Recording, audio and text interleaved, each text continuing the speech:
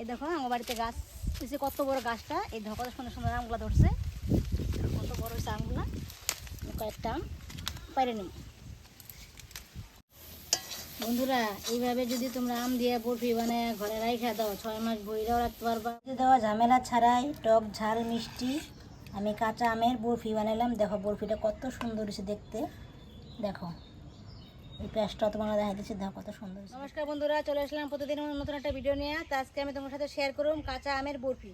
তাই আমি বরফিটা কীভাবে বানায় আমার ভিডিওটা স্কিপ না করে প্রথম থেকে শেষ পর্যন্ত দেখাবো। তার লিগে আমি গাছের থেকে কয়েকটা কাঁচা আম পাইরে নেবো। তাহলে চলো দেখো, আমি কয়েকটা আম গাছের থেকে পাইরে নিবি। এই দেখো আমার বাড়িতে গাছ হয়েছে, কত বড় গাছটা। এই দেখো কত সুন্দর সুন্দর আমগুলো ধরছে, কত বড় হয়েছে আমগুলা। কয়েকটা আম পাইরে নিব। বন্ধুরা, এই দেখো বরফি বানানোর লেগে এই সাইজের আমগুলা কয়েকটা পাইরে নেবো। যে ননদ কয়েকটা পারতেছে, এই যে এই আমগুলা দিয়েই বরফি বানাবো। তো ভালো করে তুমি দেখো কীভাবে বানাই নেবো বরফিটা।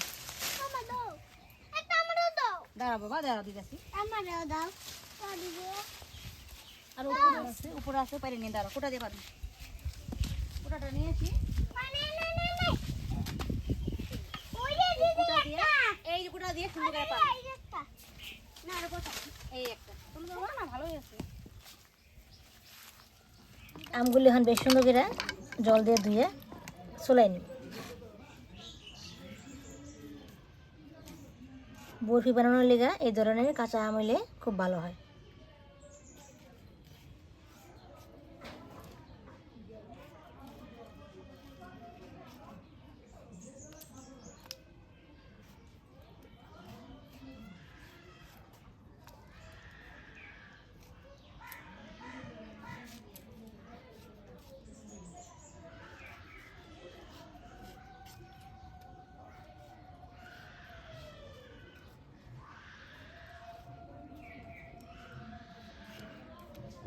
একটা আম চুলাই নিছি, আর একটা চুলাই নিব।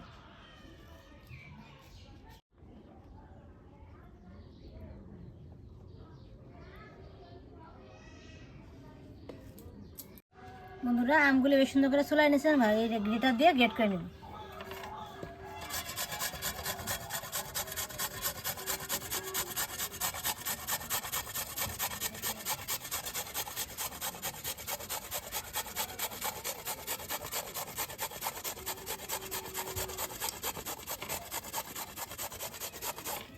গ্রেটার দিয়ে গ্রেট করলে পরে কত সুন্দর মিহি হয়ে যায়।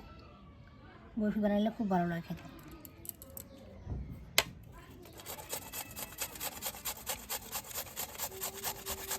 আমগুলি বেশ সুন্দর করে গ্রেট করে নিয়েছি। এখন আমগুলি এইভাবে চিপা চিপা আমের যে জলটা আছে জলটা ফালাই নিব।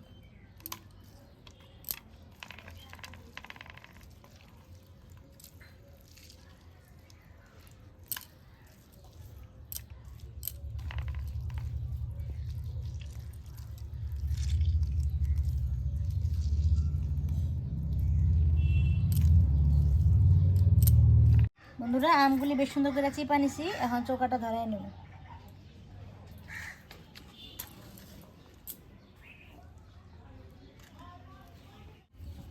বন্ধুরা, চৌকাটা ধরে কড়াইটা বসা নিছি, আমগুলি কড়াইয়ের মধ্যে দিয়ে দিব।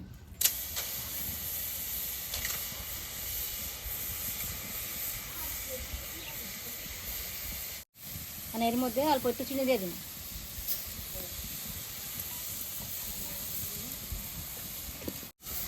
বেশ সুন্দর করে নাড়াচাড়া দিয়ে নিই।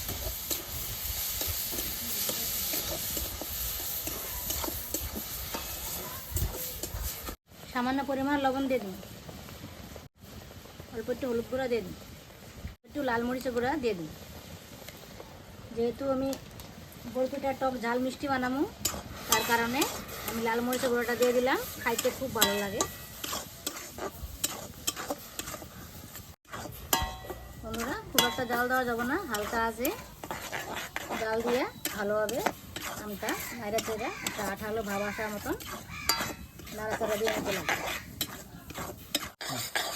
দেখো যে আমটা কি সুন্দর আঠাটা হয়ে গেছে। এর মধ্যে আমি অল্প একটু সুজি দিয়ে দেবো। তোমরা চাইলে এর মধ্যে কর্নফ্লাওয়ার দিতে পারবা, আর যদি কর্নফ্লাওয়ার হাতে না থাকে তাহলে সুজি দিতে পারবা। সুজি দিলেও খুব ভালো লাগে খাই।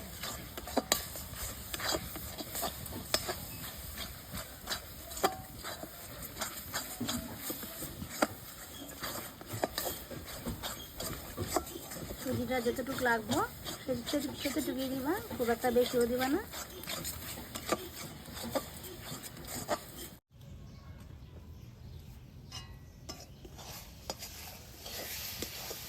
দেখো কত সুন্দর আঠা আঠা হয়ে গেছে গা। এই দেখো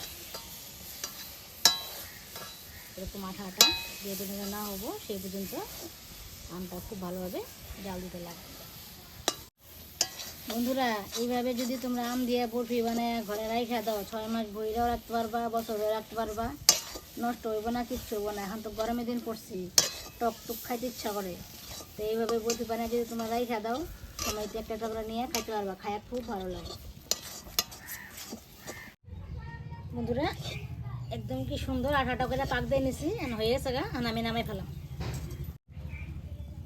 থালের মধ্যে একদম তেল ব্রাশ করে নিছি, এই থালের মধ্যে একবার নামাই নিব।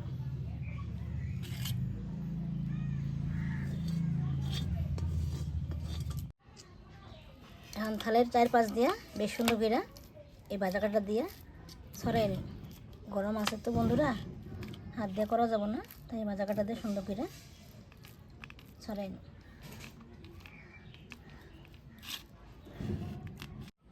বন্ধুরা বরফিটা ভালোভাবে আমি সেট করে নিয়েছি, 10 মিনিটের মতো রেস্টে রাখুন। 10 মিনিটের মতো হয়ে গেছে, সেট করছি। দেখো কত সুন্দর ঠান্ডা ঠান্ডা হয়েছে, শক্ত হয়ে গেছে। এখন আমি চাকু দিয়া চোখো চোখো করে কাটা নিব।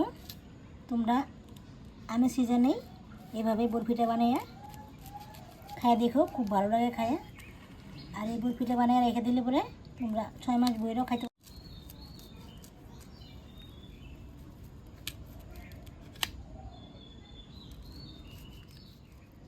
তোমার একটা উঠায় দেখাইতেছি, দেখো কত সুন্দর হয়েছে।